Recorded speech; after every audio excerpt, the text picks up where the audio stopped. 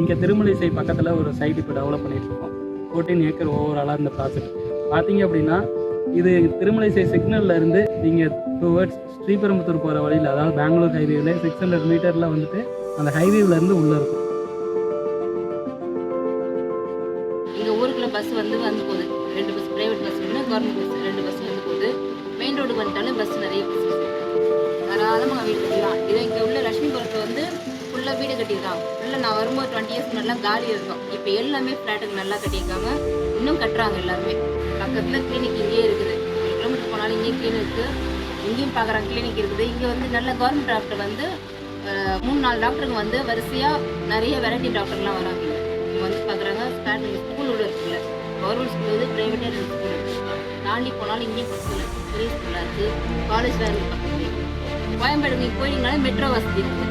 இங்கேருந்து Koyambedu bypass bus அழகாக போய் இறக்கலாம் 20 நிமிஷத்தில். அங்கேருந்து மெட்ரோவில் எங்கே வேணாலும் போகலாம்.